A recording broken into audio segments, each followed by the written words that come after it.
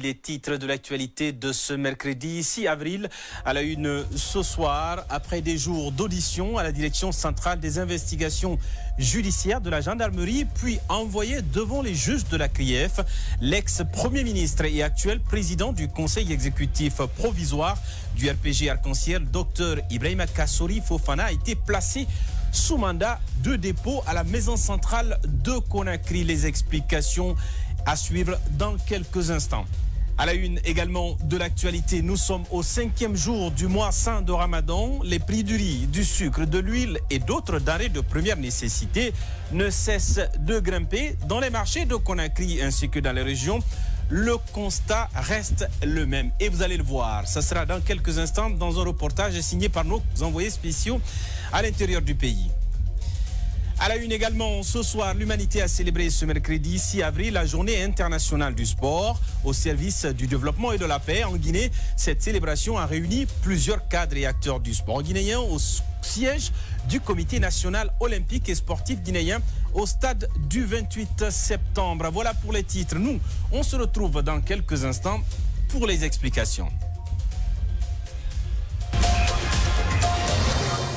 Encore une fois, bienvenue dans ce journal. Et comme je vous l'annonçais dans les titres, à la une de l'actualité, après des jours d'audition à la direction centrale des investigations judiciaires de la gendarmerie, puis envoyé devant les juges de la CRIEF, l'ex-premier ministre et actuel président du conseil exécutif provisoire du RPG Arc-en-Ciel, Dr Ibrahima Kassori Fofana, a été placé sous mandat de dépôt à la maison centrale de Conakry. Il est poursuivi ainsi que d'autres anciens ministres, dont Dr Mohamed Diané, Zakaria Koulibaly et Oye Guilavogui, qui doivent à nouveau comparaître devant la chambre de la CRIEF le 11 avril prochain. Les précisions avec Tomo Traoré. C'est dans ce pick-up de la gendarmerie nationale que Dr Ibrahima Kassori Fofana, Mohamed Diané, Zakaria Koulibaly et Oye Guilavogui ont été tous embarqués ce mercredi 6 avril et conduits directement dans les geôles de la maison centrale de Koronti. Leur déferment de la CRIEF en prison s'est déroulé sous l'œil impuissant de maître Salifou Beavogui, un des avocats de la défense, qui n'avait que sa voix pour dénoncer ce qu'il qualifie d'injustice. Ils ont été tous inculpés, des faits en résumé, des détournements de deniers publics. Donc nous protestons contre cette façon de faire. Vous savez, dans notre pays, nous avons toujours dénoncé l'injustice. Nos clients partent en prison à l'instant, mais nous pensons qu'ils ne méritaient pas d'être en prison parce qu'ils bénéficient de la présomption d'innocence. La CRIEF reproche à l'actuel président du conseil exécutif provisoire du RPG Arc-en-Ciel et compagnie des faits présumés de détournement de fonds publics, de blanchiment d'argent, vol et complicité active dans la dilapidation de deniers publics. C'est depuis son domicile situé en haute banlieue de Conakry qu'Alouseni Makanera Kake, un des alliés de l'ancien parti au pouvoir, a été informé de l'inculpation de l'ancien premier ministre. Pour être honnête avec vous, je suis sous le choc.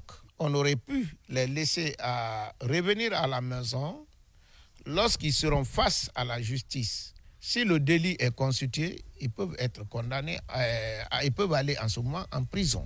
C'est ce que j'avais souhaité.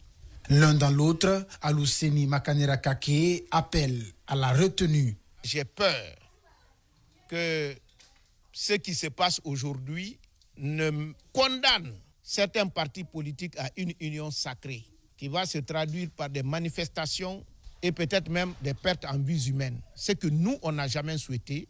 Je voudrais quand même appeler tous nos militants, ceux de nos partis alliés et du RPG Arc-en-Ciel, de rester sereins et calmes. L'inculpation ne veut pas dire qu'on est coupable. Être déposé à la maison centrale ne veut pas dire que vous êtes condamné. Le RPG Arc-en-Ciel, lui, compte sortir du bois ce jeudi pour se prononcer sur cette décision judiciaire. Quant au procès, il est prévu le lundi 11 avril 2022 devant l'une des chambres de la CRIEF, la Cour de répression des infractions économiques et financières. Quelques instants après cette arrestation, l'avocat de l'ancien Premier ministre a fait une déclaration pour préciser les circonstances et des faits reprochés à son client. Je vous propose d'écouter Maître Djibril Kouyaté. Il est au micro de Kaba Mohamed Lamine. Je confirme que mon client, le président Ibrahima Kassory Fofana, a été effectivement placé sous mandat de dépôt aujourd'hui. J'ajoute que la procédure qu'il a amenée en prison est entachée d'une panoplie d'irrégularités que nous allons révéler devant l'opinion nationale et internationale à travers la déclaration que le collectif des avocats fera très très prochainement. Donc ce qui nous intéresse pour le moment, c'est de relever ces irrégularités et d'informer l'opinion nationale et internationale que mon client, le président Ibrahima Kassory Fofana, ne devrait pas aller en prison, qu'il ne mérite pas d'aller en prison. Aucun fait précis n'a non plus été relevé contre lui. Les questions étaient d'ordre générique et il a répondu à ces questions de façon satisfaisante.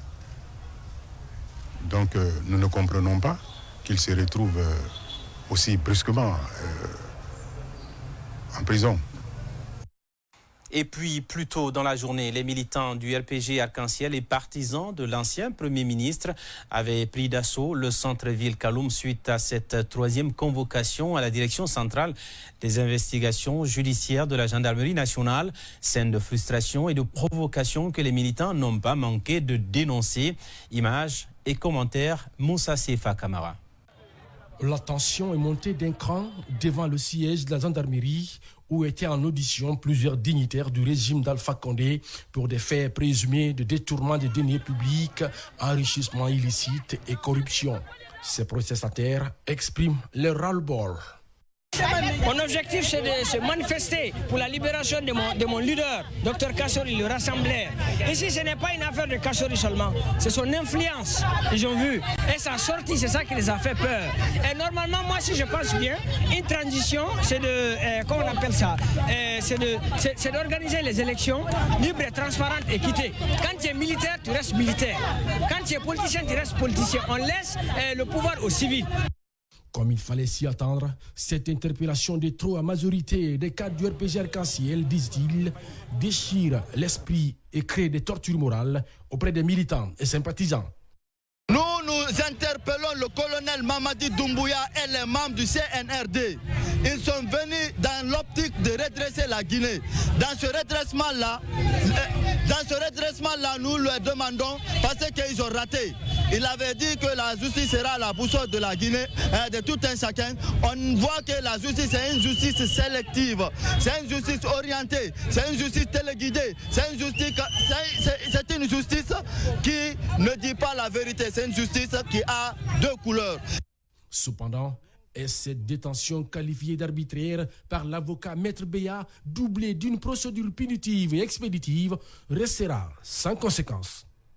Et puis, pour être plus complet sur ce sujet, il faut noter que l'ancien parti au pouvoir, le RPG Arc-en-Ciel, prévoit de tenir une conférence de presse ce jeudi pour afficher la position du parti dans cette affaire. De l'autre côté, le collectif des avocats des anciens ministres prévoit également de faire une sortie médiatique le vendredi 8 avril au siège des bâtonniers de l'ordre des avocats. Pendant ce temps, notre rédaction continue de suivre au plus près l'évolution de la situation dans cette affaire. Au même moment, à Conakry, nous sommes au 5e jour du mois saint de Ramadan. Les prix du riz, du sucre, de l'huile et d'autres denrées de première nécessité ne cessent de grimper. Dans les marchés de Conakry ainsi que dans la région, le constat reste le même. Le prix n'arrête pas de monter malgré les dispositions du gouvernement de la transition. Le constat dans ce reportage réalisé par Fatoumata Sadio Diallo et Sekou Sibi. Un tour dans les marchés locaux de la capitale nous plonge dans des scènes de désillusion de la population. Les citoyens guinéens se plaignent de la cherté de la vie, surtout en ce mois de Ramadan. Les prix des denrées de grande consommation persistent toujours à la hausse malgré l'entente entre le gouvernement et les opérateurs économiques pour soulager les citoyens. Là-dessus, ce commerçant donne son avis. Actuellement, tout est cher. Avant, on prenait un sac de riz à un prix réduit, mais aujourd'hui, le prix ne fait qu'augmenter. C'est pareil pour le sucre et du lait. C'est surtout la baisse de la valeur de la devise qui impacte le prix sur le marché. Tout est cher aujourd'hui et notre intérêt est minime. Le pain, l'un des denrées le plus consommé en Guinée, ne se fait pas rare, mais la quantité est réduite et le prix reste le même dans les boulangeries modernes. Le prix de la baguette de pain issue des boulangeries locales, appelée tapalapa, a connu une augmentation de prix. Bon, l'an passé, on a vendu les pains à l'ancien prix, mais malgré l'augmentation cette fois-ci, on a maintenu le même prix. Et la farine a passé de 290 à 340 000. Toujours, on va à l'ancien prix. On vend les petits pains, les boules à 1500, les pains de campagne à 3000. Un pain, c'est 4500 au four. On a dit de diminuer, mais les farines n'ont pas diminué d'abord. Au marché Niger à Kaloum, en passant par Madina dans la commune de Matam, des vendeuses déplorent non seulement le coût élevé des produits importés, mais aussi de l'augmentation abusive de ceux produits dans le pays. Tout ce que Mamadi Doumbouya avait promis n'a pas été réalisé. Le marché est très cher actuellement. Nous souffrons. Même ce que nous gagnons pour le manger, c'est difficile à avoir.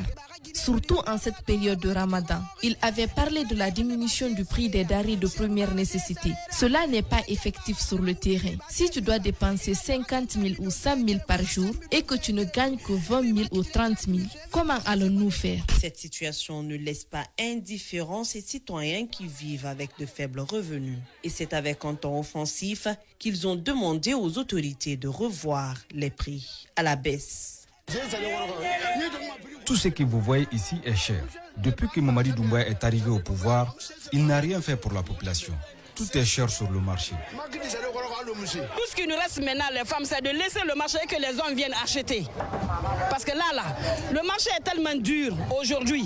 Ce n'est même pas la peine que les femmes s'obligent à venir au marché. Nous sommes censés comprendre que les prix ont été baissés à la radio. C'est ce que nous avions entendu ici. Les femmes étaient tellement contentes d'être au marché. Mais aujourd'hui, les prix, tout ce qui a été dit à la télé et à la radio, les prix ont triplé. L'arrivée du CNRD au pouvoir était une lueur d'espoir pour la population guinéenne. Mais aujourd'hui, selon bon nombre d'observateurs, il manque d'assurance à l'allure où vont les choses. À Kindia, c'est une victoire symbolique pour la famille de feu Modou Camara. La justice locale vient de mettre fin à plusieurs années de conflits domaniaux à Baregundu. C'est dans la sous-préfecture de Damakania, préfecture de Kindia. La famille Camara vient d'être reconnue propriétaire d'un domaine de 48 hectares. Suivez le reportage de Mohamed Kondé. C'est une décision de justice qui propulse la famille de Modou Camara au devant de la scène. Elle vient de récupérer son domaine après 9 ans de lutte. La famille Camara s'est rendue sur le terrain litigé après sa victoire. La terre tout entière appartient à une famille, Modou Camara, représentée par Mma Camara aujourd'hui, qui a laissé depuis fort longtemps cette localité et sans problème, qu'on a trouvé avec une grande surprise. Aujourd'hui, les majeures parties sont vendues par un inconnu. C'est la justice qui connaît les intrus qui sont venus s'accaparer à une partie de ce parti. Au nom de la justice, qui a mandaté un huissier de justice pour accompagner le représentant de la famille sur le terrain en indiquant les bâtiments qui sont en construction. Toutes les juridictions du pays ont donné raison à la famille de Modou Camara qui possède 48 hectares à Baregungu, un secteur relevant du district de Komroya, dans la sous-préfecture de Damakania, préfecture de Kindia. Plusieurs personnes ont déjà occupé le terrain. Peut-être 50 à 65 comme ça. On a identifié avec les spécialistes, presque je peux dire même toute la catégorie des éléments qui se trouvent sur le terrain. Ceux qui sont déjà habitués dans les maisons. Deuxième entité, ceux qui sont en construction. Troisième catégorie qui sont en train d'aménager les terrains. Donc entre les trois entités, ça y est de voir. En tout cas, moi je suis là, je suis à l'écoute de la justice. Les occupants du terrain appartenant à la famille Camara ne savent plus à quel sein se vouer. Ils ont peur de perdre leur maison après la décision de justice. Et puis, comment mieux s'investir pour lutter contre l'insalubrité dans la ville de Mamou? Au marché Tchégol, les riverains ont une petite idée. Les femmes vendeuses du dit marché montent au créneau pour expliquer leurs difficultés tout en portant un doigt accusateur sur la mairie pour non-respect de ses engagements par rapport à la gestion de ces immondices. Le reportage sur place est signé Seydou Kourouma. Construit à l'occasion du 56e anniversaire de la fête d'indépendance guinéenne, le marché Kiongol de Mamou affiche aujourd'hui une autre image due à l'insalubrité. La présence de ces tas d'ordures aux alentours de ces marchés interpelle les femmes vendeuses qui y sont. Les autorités nous ont promis de venir enlever. Nous n'avons pas où déposer les ordures si ce n'est pas là-bas. Depuis 3 mois, on nous demande de cotiser de l'argent pour nettoyer le site. Nous avons voulu payer un tricycle pour délocaliser les ordures. Mais par faute de moyens, nous n'avons pas pu.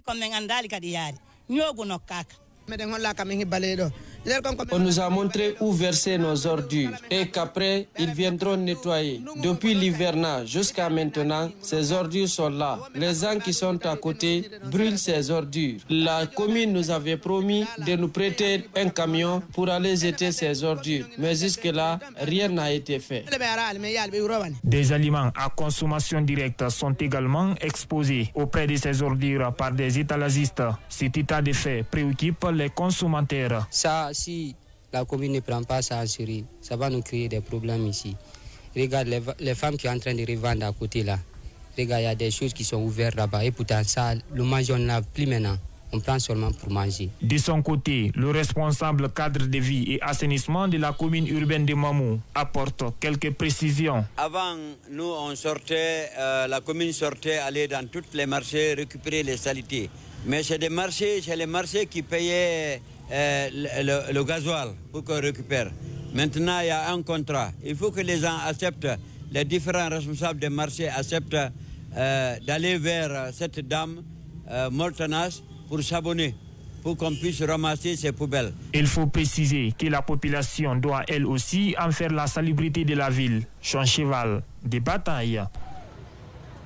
De l'autre côté, le prix des denrées de première nécessité connaît une forte croissance. Depuis un moment, les populations de Sigirine ne sont pas restées en marge de cette réalité, surtout en ce mois de Ramadan. Nos reporters Alpha Léo Baldé et Fanta Amadou Diarra se sont rendus au marché afin de recueillir les cris de cœur des femmes. Suivez cet élément de reportage. Le marché guinéen connaît une flambée des prix des denrées alimentaires depuis un moment. À sa prise du pouvoir le 5 septembre 2021, le CNRD a promis d'améliorer le panier de la ménagère. Et récemment, un communiqué du gouvernement faisant recours à la baisse du prix des denrées de première nécessité a été publié au journal officiel de la télévision nationale. Jusqu'à date, le constat révèle à Sigirine que cette baisse n'est pas en effet effective. On souffre beaucoup au marché ici. Tout ce qu'on a l'habitude de payer à 5 000 francs, en ce moment, on le paye à 15 000 francs. Le bidon d'huile d'arachide était vendu à 350 000 francs. En ce moment, c'est 400 000 francs. Le paquet de poivrons est passé de 18 000 à 25 000 francs. Seul Dieu connaît notre souffrance. Mère de famille, elle appelle les autorités à aider afin que la baisse des prix soit effective. On rencontre beaucoup de difficultés ici. Le marché est serre. Même les produits locaux sont serres. Si les autorités pouvaient nous aider à la baisse des prix, cela nous plairait.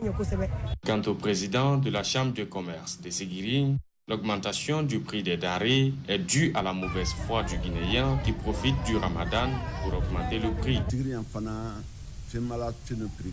Il n'y a ni augmentation ni diminution, mais c'est l'habitude du Guinéen de profiter du Ramadan pour augmenter le prix. Tout de même, si rien n'est fait, surtout en cette période de Ramadan, la population de Sigirine risque de tirer le diable par la queue.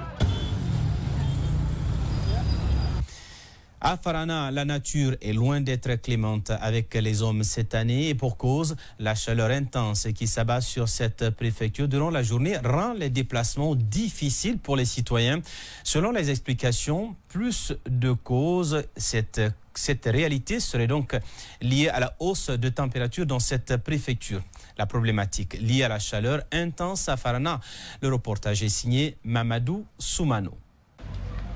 Farana enregistre ces derniers temps une hausse significative de température. Avec plus de 36 degrés Celsius, les citoyens se plaignent de la chaleur intense qui sévit dans la préfecture. Il fait très chaud, très chaud. Même là où nous travaillons, là au Bordeaux ici, nous travaillons sous le soleil, tu vois. Donc le soleil est ardent. 2 heures, 3 heures comme ça, il y a trop de chaleur, trop. Ça nous fatigue la nuit. Selon l'inspecteur régional de l'environnement, des eaux et forêts et du développement durable, plusieurs facteurs seraient à la base de ce phénomène. Les causes principales, c'est les causes anthropiques, les pratiques néfastes de l'homme sur l'environnement. Si nous prenons par exemple l'agriculture, la carbonisation aussi. La carbonisation, je vous assure, quand vous vous rendez dans certains villages de la préfecture de Farana, tels que Sandenia, Konkofaya, Milidala, Niniandala, quand vous vous rendez là-bas, vous allez tenir la tête.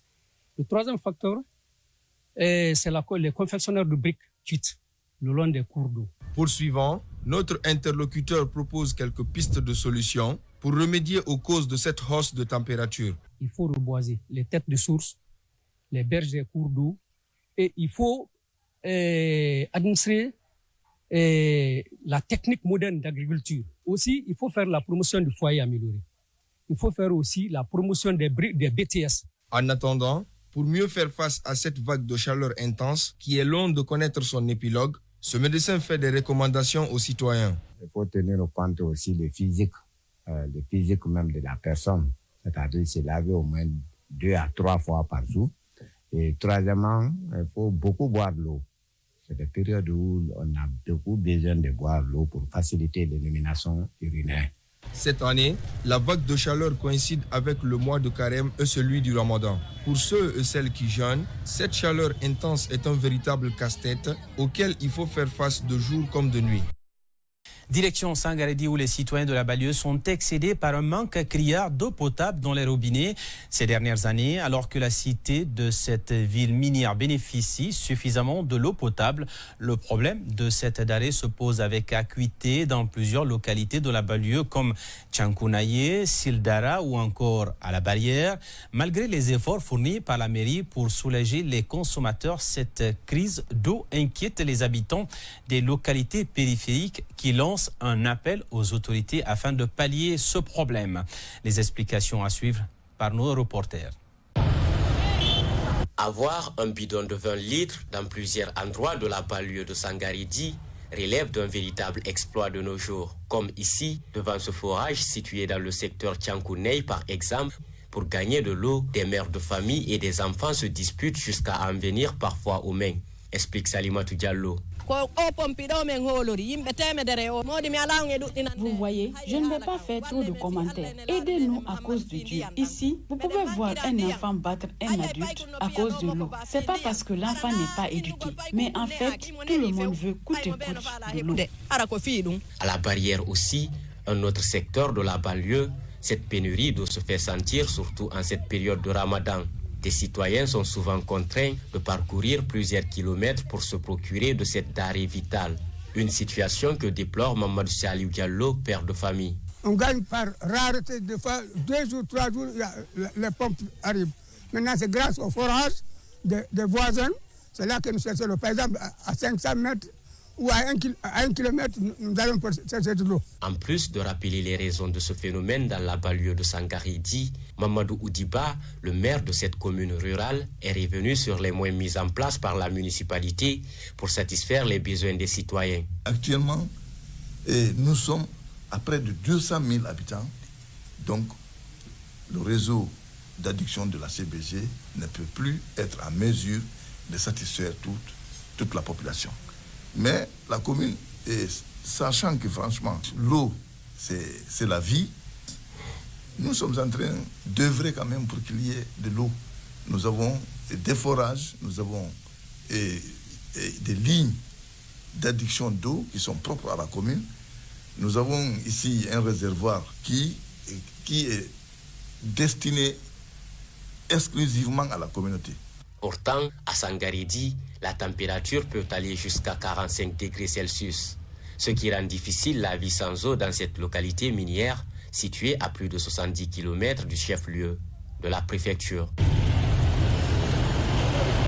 Dans l'actualité également, âgée de 14 ans, Maïmouna Bari souffre d'une maladie cardiaque assez rare. Depuis des mois, elle n'arrive plus à marcher. Ses pieds et ses mains sont enflés, tout comme son visage. Elle a déjà effectué plusieurs examens à l'hôpital national Ignace Dine. Des examens qui sont restés pour l'instant infructueux. Sa famille, qui habite le quartier Tobolon dans la préfecture de Dubreka, demande une assistance pour l'évacuer puisque son cas prend des proportions inquiétantes. Algassimo Baldé. Élève en classe de 9e année, Maïmouna Bari traîne une pathologie depuis près de 3 ans.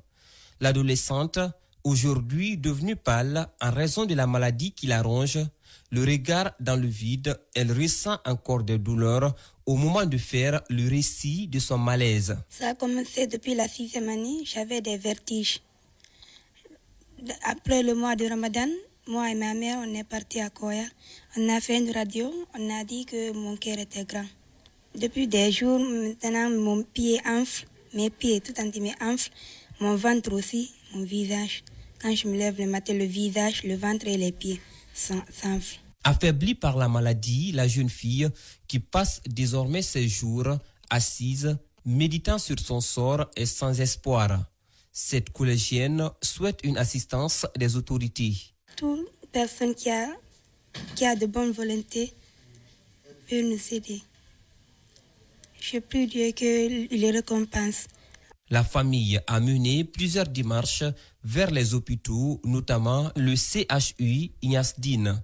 Les différents documents sanitaires en font foi. Son papa, qui fait des nuits blanches, est vraisemblablement désorienté. C'est-à-dire, quand on va là-bas, on prend les médicaments, ça diminue un peu, mais toujours, ça remonte aussi.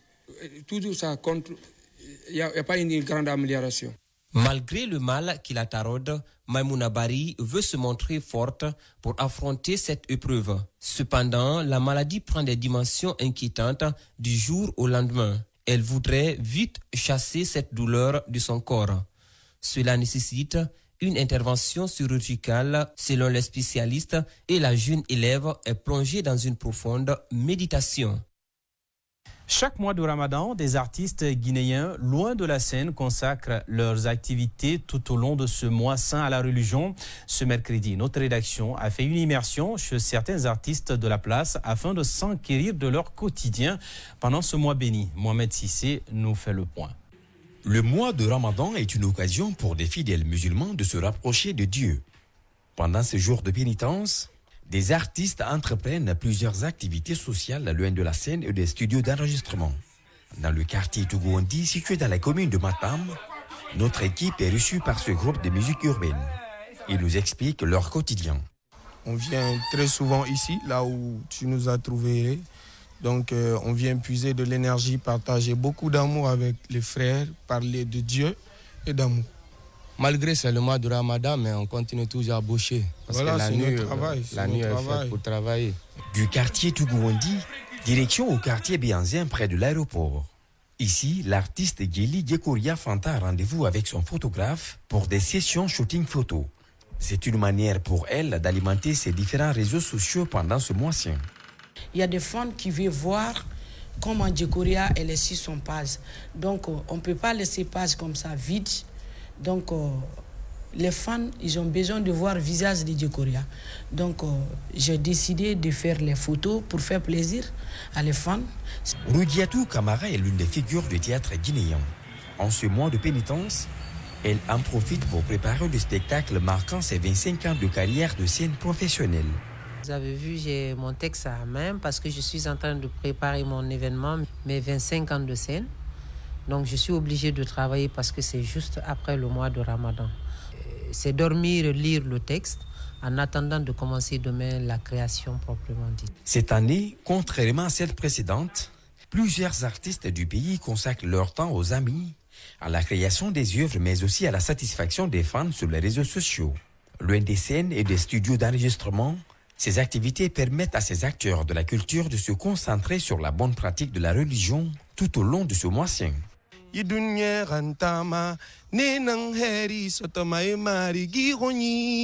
Puis vous le savez, l'humanité a célébré ce mercredi 6 avril la journée internationale du sport au service du développement et de la paix. En Guinée, cette célébration a réuni plusieurs cadres et acteurs du sport guinéen au siège du Comité national olympique et sportif. Au stade du 28 septembre, une journée choisie par ses dirigeants sportifs pour débattre de quelques sujets qui assaillent ce domaine. Le point avec Chérif Sow. Comme le 6 avril de chaque année, quelques acteurs du sport guinéen se sont retrouvés ce mercredi pour célébrer la journée internationale du sport au service du développement et de la paix. Lors de cet événement, présidé par le département des sports, l'occasion a été mise à profit par certains acteurs pour rappeler l'importance du sport. Il faut reconnaître que le sport est au-delà de tout ce qu'un pays veut, de tout ce que la nation veut. Le sport, c'est la santé. Le sport, c'est la productivité dans les entreprises. Le sport, c'est la rentabilité. Le sport, c'est la vie. La présidente de l'Académie olympique de Guinée veut faire du sport un vecteur de paix dans un milieu sportif guinéen marqué par des crises très souvent provoquées par la violation des textes. Apprendre aux dirigeants à lire les textes, à lire les statuts. Parce que quand on parle de conflit, c'est déjà parce que les textes ne sont pas respectés. Et nous faisons en sorte que le sport soit utilisé pour résoudre les conflits. Pour une célébration plus aboutie lors des prochaines journées, le représentant du ministre en charge des sports fait appel aux partenaires techniques et financiers. Nous demandons les partenaires de venir en appui pour nous aider à fêter prochainement cette journée. Parce qu'il y a tellement de volets. Il faut réunir l'ensemble des acteurs sportifs autour de la table pour discuter les perspectives. Pour rappel, c'est en 2013 que l'Assemblée des Nations Unies a proclamé le 6 avril de chaque année comme Journée internationale du sport pour promouvoir la pratique du sport, vecteur de paix et de développement dans le monde. Et puis, clôture ce mercredi de l'atelier de formation des entraîneurs et éducateurs de football à Conakry. Cette initiative du district communal de football de la commune de Matoto vise à pallier au déficit de formation des acteurs du sport. Le reportage sur place de Mamadou Bailosila et Mariam Chekmara. Après 2 jours de formation, éducateurs et entraîneurs de football de la commune de Matoto ont vu leurs capacités renforcées dans le but de réussir l'éducation et l'encadrement des jeunes footballeurs à la base. Le formateur donne des précisions sur les thèmes abordés au cours de ces 2 jours et se réjouit du niveau des participants. Il y a plusieurs contenus. Sur la journée d'hier, il y avait un contenu théorique et pratique sur la méthodologie de la Fédération française de football. Aujourd'hui, c'est uniquement du contenu théorique. Une première partie sur la méthodologie appliquée au sein de l'Académie KPC et une intervention avec mon collègue Alexandre Minal sur la préparation physique. Moi, je suis assez content aussi de l'interaction, c'est-à-dire qu'il y a des questions qui bien souvent sont pertinentes et qui permettent en tout cas de lever les points quand il y a des incompréhensions. Le directeur communal de la jeunesse et des sports et le président du district communal de football de Matoto se disent satisfaits de l'initiative et rappellent son utilité. C'est pour moi un ouf de soulagement et de début d'espoir dans la commune de Matoto en matière de football et de sport en général. Aucun développement n'est possible, aucune initiative ne peut faire ses fleurs si nous n'avons pas la formation requise. Quand on a des éducateurs très bien formés, forcément ils vont nous produire des joueurs très bien formés. Et quand on a des joueurs très bien formés, le spectacle sera très beau. Ce participant revient sur ce qu'il a appris au cours de ces 2 jours de formation et s'engage à bien restituer ses acquis. La première des choses, c'est le plan de travail, et la méthodologie de travail, surtout au niveau de la base de la formation à l'initiation. Je n'y manquerai pas à apporter ce grain de sel-là. Les responsables du football de la commune de Matoto ont exprimé leur souhait de voir ces genres d'initiatives se répéter pour le bonheur du football de leur commune. La formation a pris fin par la remise de satisfecit aux différents participants. À présent, l'actualité internationale au Burkina Faso, le verdict dans le procès pour l'assassinat de Thomas Sankara a été rendu ce mardi 5 avril. C'est un commentaire signé Mariam Kokiba.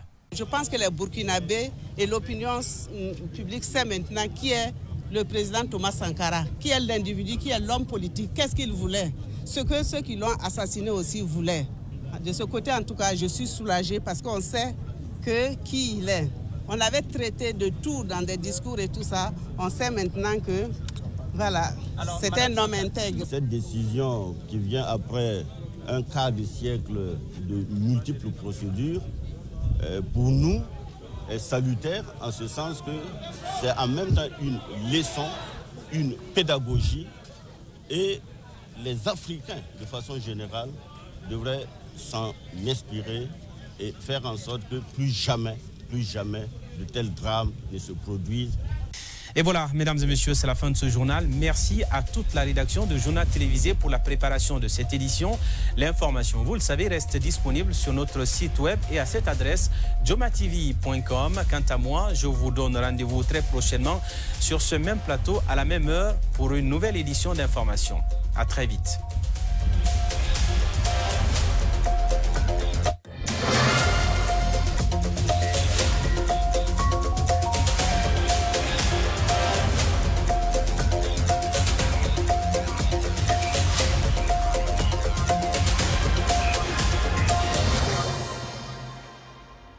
Sous ce hangar, une cinquantaine d'hommes et de femmes fabriquent des produits artisanaux à base de peaux de bêtes et des écorces d'arbres.